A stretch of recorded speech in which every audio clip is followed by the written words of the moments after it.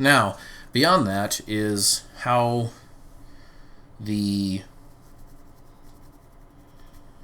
abilities, the moves, and the characters interact with each other when it actually comes to a contest. People fighting, people taking or dealing damage, etc., etc. Is really all that I'm missing here. And for that, I use anywhere from the 4-sided dice, a d4, up through a 20-sided dice. I haven't found a need for the 30-sided dice yet. But pretty much everything you do goes on a 12-point scale. 1 through 3 is going to be a miss or no effect. 4 is where you're going to scratch somebody. They feel something. There are plenty of times in the series where the enemy doesn't feel anything. 5 is where it hurts. 6 is where they actually have an injury, where they could draw some blood. A 7, a value of 7, is where someone would get staggered or stunned. It would stop their attack. A 7 or above is basically where you would start to be able to combo your enemy. An 8 is a blow that the enemy can stand after, but it's a little crippling. It'd probably drop their power level. A 9 will make your opponent start dying if untreated. For example, when Nappa lopped off Qian Xinhan's arm, without proper medical attention, Qian Xinhan would just die from bleeding. So that would be a 9. Dying doesn't mean dead. 10 basically means you're death. You're going to die. 10 is when Goku got the special beam cannon put through him, and he got a few last words, and then he was gone. That would be a 10. An 11 would be, on the damage scale or the effect scale, would be turning somebody to mush. Like, there's still some of them there, but they're gone. An 11 would be a good example of when Vegeta hit Cell with the final flash, and there was just the lower torso left. That would be an 11. Of course, Cell could survive that. 12 or above is when there shouldn't be much, if anything, of the body left but a stain. Now, if you're going to have to try to destroy Cell or Boo or any of those other characters, or I guess like Frieza, where you have to destroy each and every particle of the body, that's where you're going to need a 13 or 14 or 15. Also, if you're into busting planets, that's where you're going to need your 15, 16, 17, 18, 19. Now, how do you get those numbers? Well, it's really a guesstimation by the moderator. You take, loosely, assuming the power level of the attacker, the power level of the defender, and then you compare what skills they're using. For example, if you have an opponent that's really good at deflecting ki, and you are using ki, you're going to end up using a lower dice, like a D4 or a D6. For example, when Goku was using, I'm going to go all the way back to Dragon Ball now, Kamehamehas on, what was it, Krillin or Tien, he'd be rolling a D4. It doesn't matter how powerful the technique was, they were quote-unquote immune at the time. Versus, let's say, Vegeta's Gallic gun to the Earth. He'd probably be using a D20 at that point, where he would have destroyed the Earth. You can also choose how to hit on the scale later. For example, you could do like a D4 plus 2, which means, or I'm sorry, you could do D4 plus 3, which means at a minimum they'll get 4 points, the enemy will get scratched. Like, that means that you can't miss if you did a D4 plus 3. And at a maximum, you would stun them and be able to start a combo. That's how, and it's very, very simple. You don't have a lot of numbers to compare. It's quite literally just how strong is your opponent using that move, and how strong are you against that move when it comes down to the resultant effect.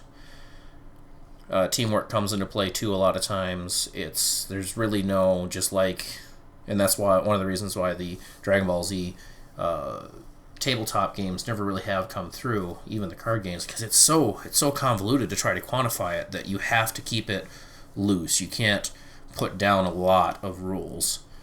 Now, if you want to go farther and figure out how much stamina a person has, how much ki energy or magic energy they might have, how much health they might have, how powerful their attacks are, how powerful their defense is, well, those are all amalgamations. For example, the stamina they have would be dependent on what types they were. Let's say if they were a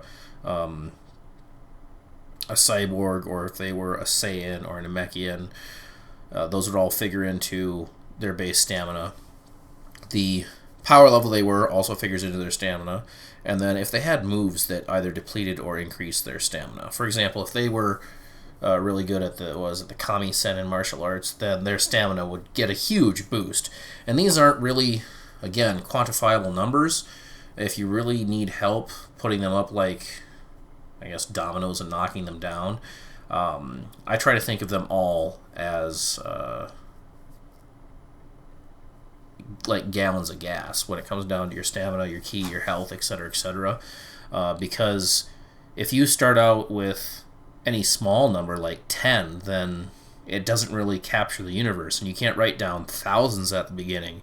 So let's say someone starts out with, let's say, 10 gallons of gas worth of stamina. If they do certain moves, it'll use more gas. If they do certain other moves, it'll use less gas. If they're a stamina type, then they are definitely fuel efficient. So I don't know if you want to use a percent or however you want to figure it. I kept a lot of rolling tallies in my head when I was running this game. To give you an example, I would just have a sheet on which I would have the characters' names, the people who were playing as I was moderating, and then of course the opponents.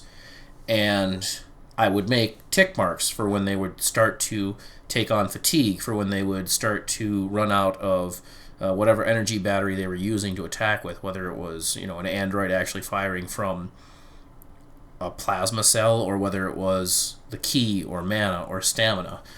And the closer I got to that limit at the end, that 100% bar, the more tired they got.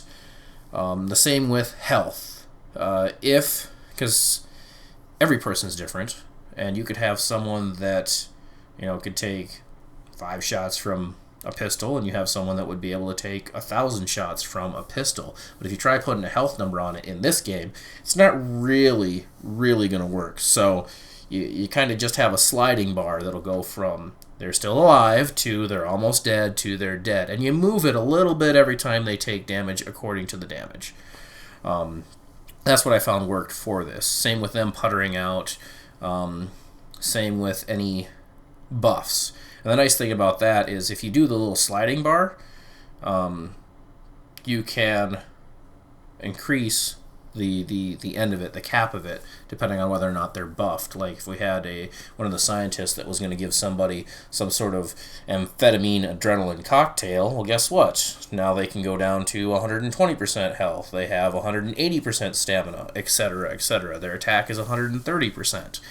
And you have a lot of your techniques like Goku's Kaioken, or again the Kanzenshuu martial arts overall, as well as transformation abilities that will push you beyond your base 100%, health, stamina, attack, defense, etc., etc.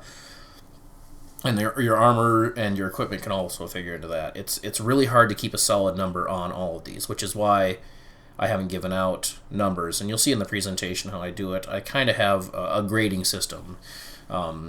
It goes from the best, which is Z from the series. Then it goes down to S, A, B, C, and then D. D is the lowest. It basically means you can. For example, if you wanted to fire a Kamehameha, but you weren't able to, you wouldn't have it as a skill. If you, like Goku, mastered it and was able to do it, or not mastered, learned it and was able to do it just by watching, the first 1 or 2 he fired that destroyed that car all the way back in Dragon Ball, that was a D. And it made him hungry pretty fast. It used up his gas pretty quickly. And of course later on he learned the Super Kamehameha and the Warp Kamehameha and all that stuff. And those individual techniques, like if you're keeping up on Super, Krillin just did the Taioken, the Solar Flare Hyakubai times 100. That would be a Z level technique because as far as I know, nobody else has it. So that would be unique to him.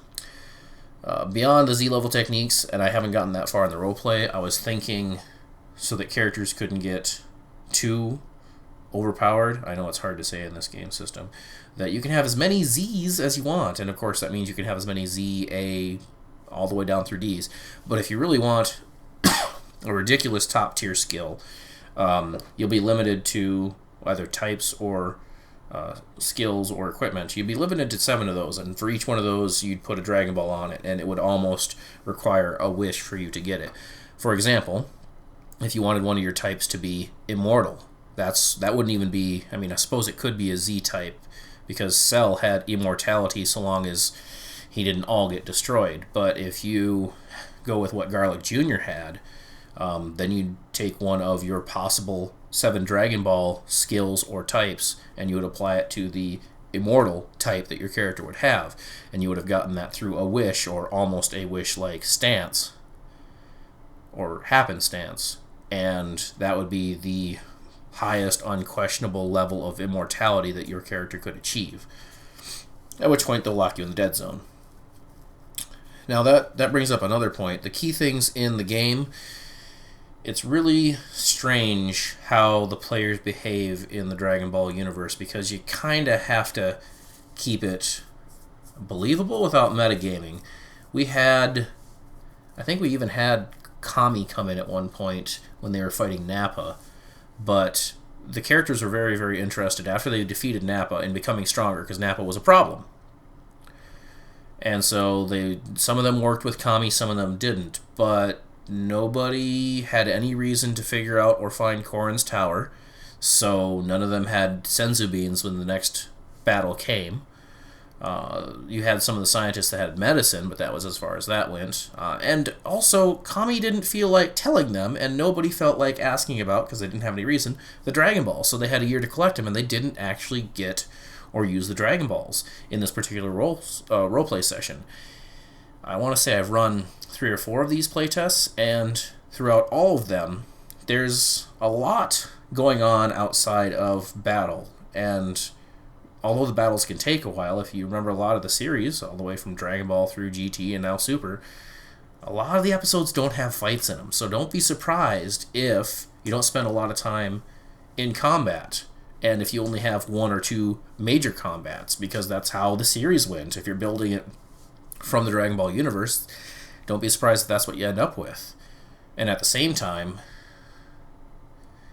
when you look at how the people came together in the series, a lot of them were very, very nomadic and then went their own ways and then had to be recollected. And if you don't want to waste your time on that, make sure your players don't become hermits. Make sure your players don't run away for lots of time. Keep the group together for whatever reason.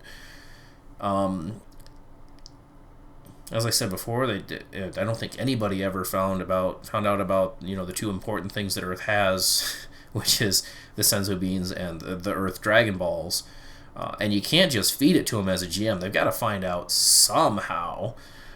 In this case, Kami would be their best bet, but they pissed him off, so he wasn't going to give them anything that could allow them to challenge his power. Well, these are a lot of thoughts to give up, and I know it's pretty cloudy, this first go introduction to the game, but if you have questions that you want answered, I'll be giving a much more thorough introduction to the game later once I have my video rig set up. And if you have questions, ask them in the comments below, and I will make certain that your questions are answered with this game when I do the full version.